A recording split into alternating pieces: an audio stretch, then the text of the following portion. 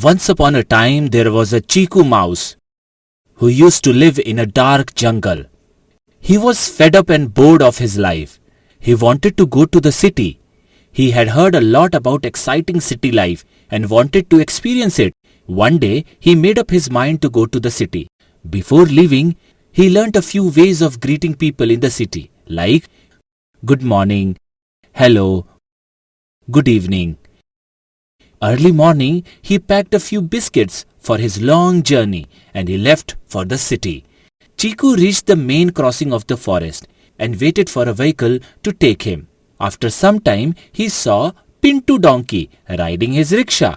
He called Pintu to stop. Pintu, Pintu, I have to go to the city. Will you take me there? Chiku, I don't go all the way to the city. I can drop you off at the main road. From there, you will find some means to go to the city. But why you do not want to go to the city? You know, humans live in the city. They are selfish and they are cruel to animals. That's why I don't go up to the city. This can't be true. The city has many facilities for a better life. People live there comfortably. I am tired of living in a dark jungle. You will realize it later, Chiku. Anyways, don't stress much and enjoy your time there. Yes, I want an enjoyable and comfortable life in the city.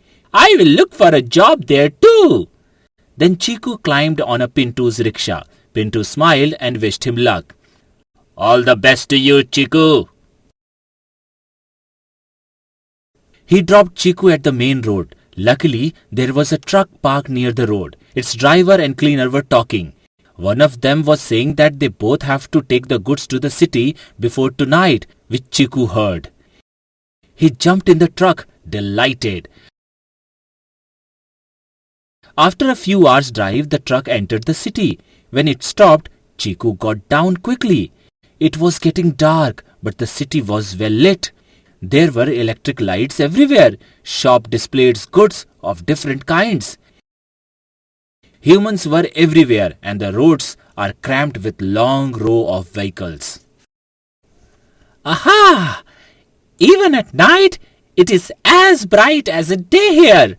What a contrast between a dark jungle forest and its bright city. Chiku was hungry and tired.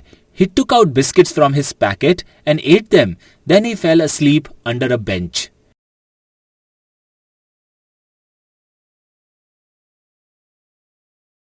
When he woke up the next morning, he found people up and moving about.